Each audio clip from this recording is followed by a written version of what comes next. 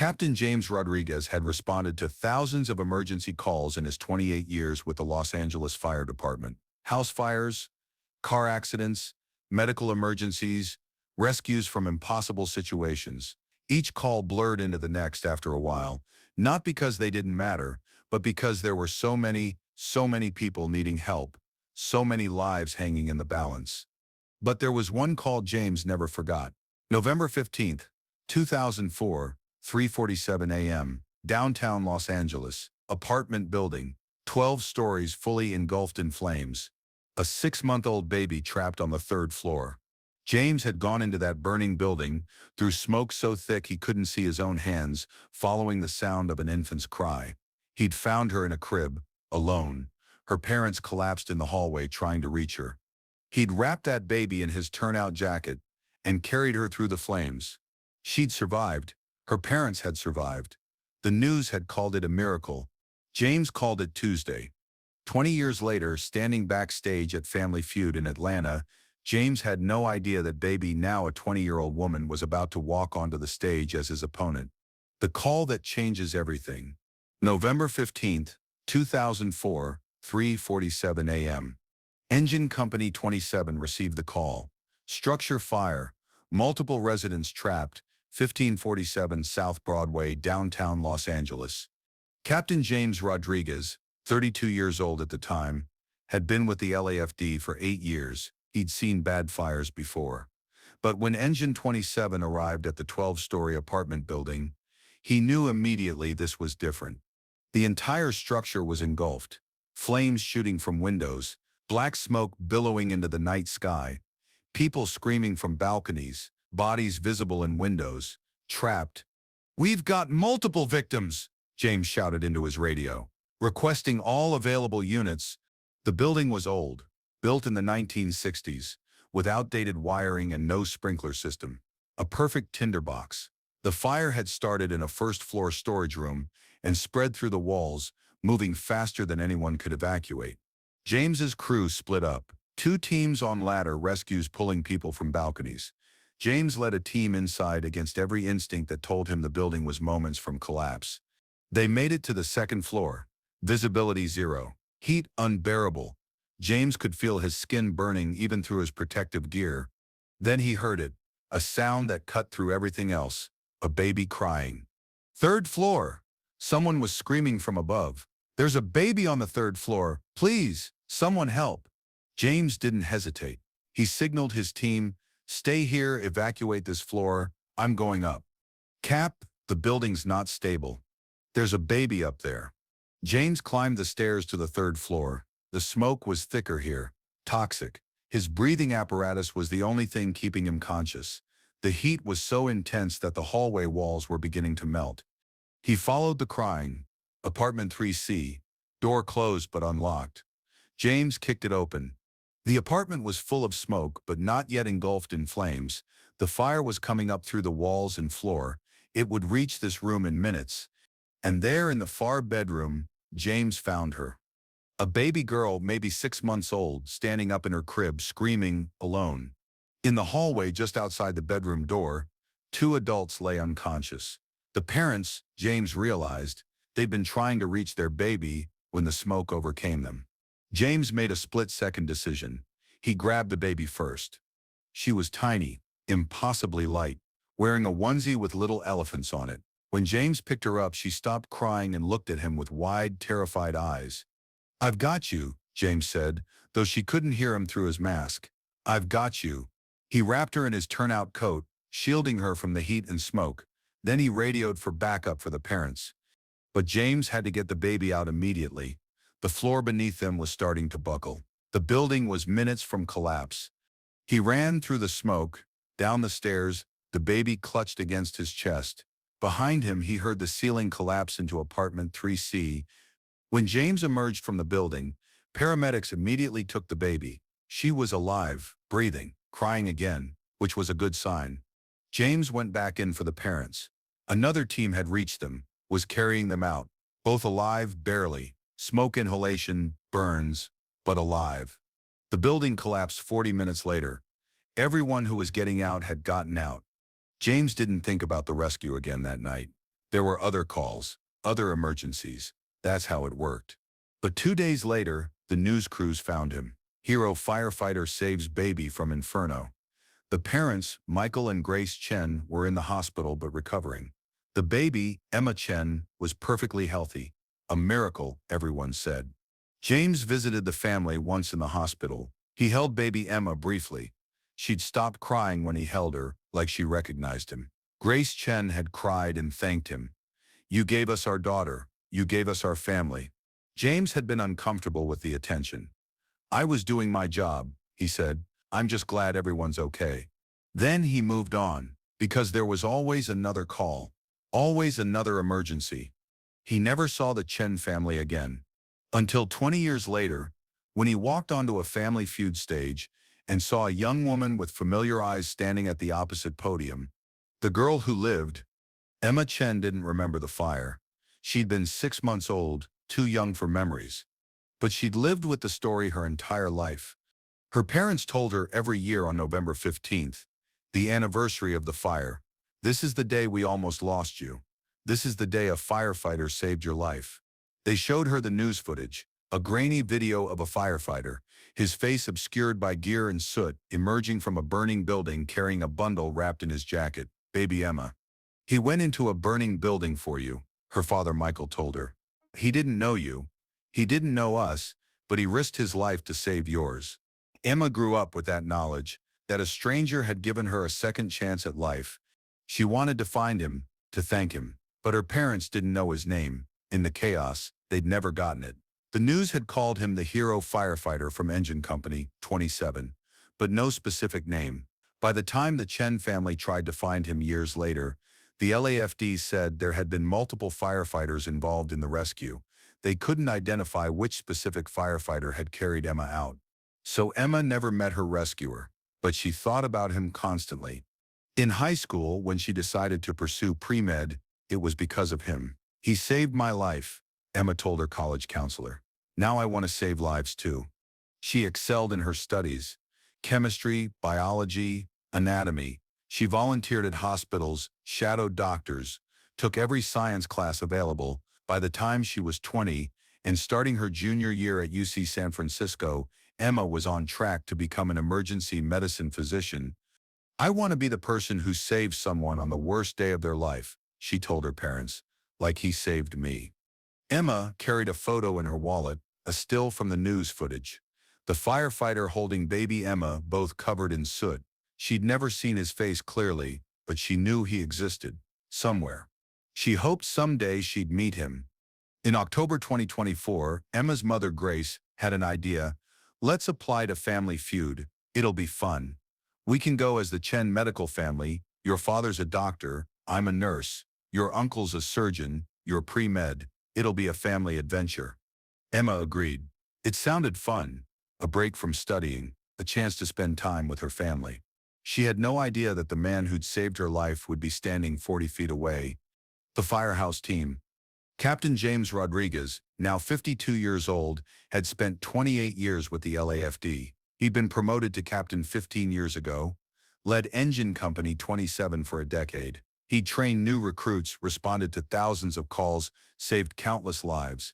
He'd also seen things that haunted him. Bodies pulled from wreckage too late, people he couldn't save, the ones you remember. But he also remembered the wins, the rescues that worked, the people who lived because his team got there in time. In September 2024, the firefighters at Engine Company 27 were looking for a team-building activity. Someone suggested Family Feud. "Come on, Cap," his lieutenant said. "It'll be fun. We'll go as the firehouse team. Show everyone that firefighters aren't just heroes. We're also terrible at guessing survey answers." James laughed. "Fine, but I'm not doing any stunts." They applied. The Engine Company 27 family from Los Angeles. 5 firefighters, different ages, different backgrounds, but bonded by the work. They were selected. Taping scheduled for October 20th, 2024, in Atlanta. James almost backed out. "I don't do well on camera," he told his wife Maria. "You'll be fine," Maria said. "Besides, when's the last time you did something just for fun?" So James went. On the flight to Atlanta, he thought about all the calls over the years, all the people. He wondered sometimes what happened to them. The ones who lived, did they think about him? Did they go on to have good lives? He'd never know. That was the nature of the job. You saved someone, then you moved on to the next call. He had no idea that one of those someones was about to answer that question. The moment everything changed, October 24, Fernia, Family Feud Studios, Atlanta, Georgia. The Engine Company 27 team walked onto the stage first. 5 firefighters in matching LAFD t-shirts. The audience applauded enthusiastically. People love firefighters. Steve Harvey greeted them warmly. The heroes are in the house. Engine Company 27, Los Angeles Fire Department. James stood at the third position, uncomfortable with the attention. He'd never liked being called a hero. He was just doing his job. Then Steve announced, "And now please welcome our opposing team, the Chen medical family from San Francisco." 5 people walked out. Grace and Michael Chen, both in their early 50s. Grace's brother Robert, a surgeon. Grace's sister Linda, a nurse. And Emma Chen, 20 years old, wearing a UC San Francisco hoodie. James glanced over casually at the opposing team. Nice family. Young woman in the UCSF hoodie looked serious, focused, probably competitive. He didn't recognize her. Why would he? She'd been a baby 20 years ago. Steve began the introductions, working his way down each team. When he reached James, Captain James Rodriguez, 28 years with the LAFD. Captain, in 28 years, you must have some stories. What's the most memorable rescue you've ever done? James hesitated. There were so many. How do you choose? There have been a lot, James said carefully. But there's one I think about sometimes. 20 years ago, apartment building fire. 12-story building, fully engulfed. We got a call that there was a baby trapped on the 3rd floor. Across the stage, Emma Chen froze. I went in, James continued. 3rd floor, apartment 3C, found a 6-month-old baby in a crib. Parents had collapsed trying to reach her. I grabbed the baby, wrapped her in my jacket, and got her out. She survived. Parents survived. That was a good day. Steve nodded appreciatively. That's incredible. That baby would be, what, 20 years old now? Yeah, about 20. Emma's hand went to her mouth. Steve moved to the Chen family. Grace Chen, tell me about your family. Grace smiled. We're a family of medical professionals. My husband Michael is a cardiologist. I'm an ER nurse. My brother's a surgeon. And our daughter Emma is pre-med at UC San Francisco. What inspired you to go into medicine, Emma? Steve asked. Emma was staring at James. Her voice shook when she answered. A firefighter saved my life when I was a baby. I wanted to save lives like he did. Steve smiled. That's beautiful. When did this happen? November 15th, 2004. I was 6 months old. Apartment building fire in downtown Los Angeles. James's head snapped toward Emma. 3rd floor, Emma continued. Her eyes locked on James. Apartment 3C. The firefighter found me in my crib. My parents had collapsed trying to reach me. He wrapped me in his jacket and carried me out. The studio was completely silent. Steve looked between Emma and James, realization dawning. Wait a minute. Emma walked toward the center of the stage, toward James. Was it building 1547 South Broadway? James could barely breathe. Yes. November 15th, 2004, 3:47 a.m. Yes. You're the firefighter. Emma's voice broke. You're the one who saved me. James stood there, stunned. You're the baby from apartment 3C? Emma Chen. You pulled me out of that fire. You saved my life. The audience erupted, 300 people on their feet, applauding, some crying. Steve Harvey stood between them, microphone in hand, tears in his own eyes. Folks, I've hosted this show for 15 years. I've seen a lot of things, but I have never seen anything like this. James walked toward Emma, his mind reeling. You're the baby, the one with the elephants on the onesie. Emma laughed through her tears. You remember my onesie? I remember everything about that night, James said. I remember finding you in the crib. I remember you stopped crying when I picked you up. I remember thinking you were so small, so light. I remember your parents in the hallway. I remember the building collapsing 40 minutes after we got out. You saved all of us, Emma said. My parents, me, we're all alive because of you. James shook his head. I was doing my job. You went into a burning building that was about to collapse, Emma said firmly. For a baby you didn't know, for a family you didn't know. That's not just a job, that's heroism. I've wanted to meet you my entire life, Emma continued. To thank you, to tell you that you didn't just save my life that night. You gave me a purpose. You're the reason I'm becoming a doctor. You're the reason I want to spend my life saving people. James's eyes filled with tears. You're becoming a doctor? Emergency medicine. Because of you. Because I want to be the person who saves someone on the worst day of their life, the way you saved me. James looked at this young woman, poised, intelligent, compassionate, alive, and saw the 6-month-old baby he'd pulled from the flames 20 years ago. He'd never known what happened to her, never known if she'd had a good life. Now he knew. You're okay, James said softly, as if confirming it to himself. You're more than okay. You're amazing. Emma pulled something from her pocket, a photo worn from being carried and looked at countless times. She handed it to James. It was a still from the news footage. James covered in soot, gear still on, holding a bundle in his jacket. Baby Emma. I've carried this my entire life, Emma said. I've looked at this photo 1,000 times, wondering who you were, hoping someday I'd find you. James stared at the photo. He remembered that moment, right after exiting the building, the paramedics taking the baby, the relief that she was breathing. I have a photo too, James said quietly. He pulled out his phone, scrolled through photos, found one. He showed Emma. It was taken at the hospital 2 days after the fire. James in his LAFD uniform, holding baby Emma, Grace, and Michael Chen on either side. All of them smiling. The only time James had visited. I took this the day I visited you all in the hospital, James said. You grabbed my finger, wouldn't let go. I've kept this photo on my phone ever since, changed phones 5 times, always transferred it. I don't know why. I guess I wanted to remember that sometimes we get there in time. Emma looked at the photo, at baby her holding her rescuer's finger, and completely broke down. James did something he'd done 20 years ago. He held her, not as a baby this time, as a young woman who'd survived, who'd thrived, who was going to spend her life saving others. Thank you, Emma whispered. Thank you for my life. Thank you for making something beautiful with it, James replied. Steve Harvey wiped his eyes. Ladies and gentlemen, we're going to take a break. But we're not playing this game the normal way. These two families are going to play together. Because this isn't about competition, this is about celebrating life and the people who save it. The bigger picture. The episode aired 3 months later, in January 2025.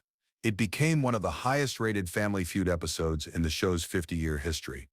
But more importantly, it started conversations about first responders, about the calls they answer, the lives they save, the people they never see again. James received letters from hundreds of people he'd saved over his 28 years. People he didn't remember. People who remembered him.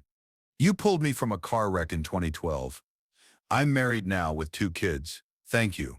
You saved my mother from a heart attack in 2007. She lived another 15 years because of you. She died last year, but I got 15 more years with her because you got there in time. You talked me down from a ledge in 2015 when I was suicidal. I'm in therapy now. I'm okay now. Thank you for not giving up on me. James had no idea. He'd answered the calls, done the work, moved on to the next emergency. He'd never known the ripple effects. The lives saved, the families kept intact, the futures made possible.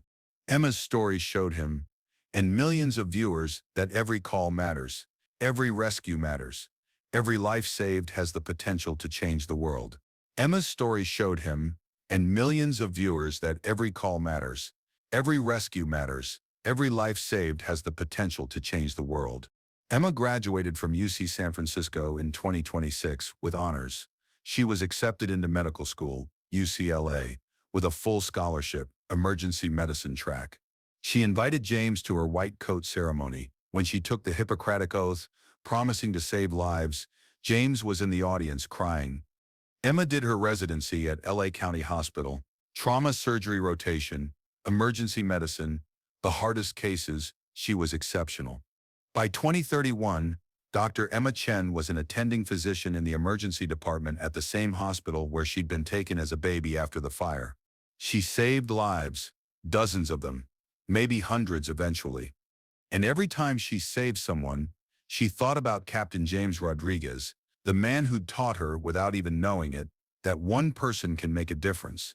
That showing up matters. That sometimes saving one life creates ripples that extend far beyond what you can see. James retired from the LAFD in 2029 after 33 years of service. He'd saved countless lives, trained hundreds of firefighters, answered tens of thousands of calls. At his retirement ceremony, Emma spoke, "Captain Rodriguez doesn't just save lives. He creates futures. 25 years ago, he gave me mine. Now I get to give futures to other people." That's his legacy. Not just the people he saved, but all the people we go on to save because he saved us first. James and Emma stayed close. She called him every November 15th, the anniversary of the fire. They had dinner together several times a year.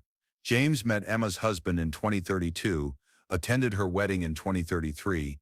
When Emma's daughter was born in 2034, Emma named her Jamie, a feminized version of James. "You gave me my life," Emma told James when she introduced him to baby Jamie. "I want her to know that she's named after a hero." "I'm not a hero," James said, holding baby Jamie carefully. "I was just doing my job." "You're my hero," Emma said simply. "And you always will be." Why this story matters. The episode changed how people saw first responders. Not as abstract heroes, but as real people who make impossible choices in impossible situations. It also changed how people thought about the impact of their work. James had answered thousands of calls. He remembered some, forgot others, but each one mattered. Each person saved went on to live a life, to love, to work, to create, to inspire. Emma was one life, but she went on to save dozens more, and those people would go on to touch thousands. One rescue 20 years ago had created ripples that would extend for generations. That's the power of showing up, of doing the work, of running toward danger when everyone else runs away. James Rodriguez saved a baby in 2004. That baby became a doctor who saved hundreds. Those hundreds will touch thousands. Those thousands will change millions. All because one firefighter heard a baby crying and refused to leave her behind.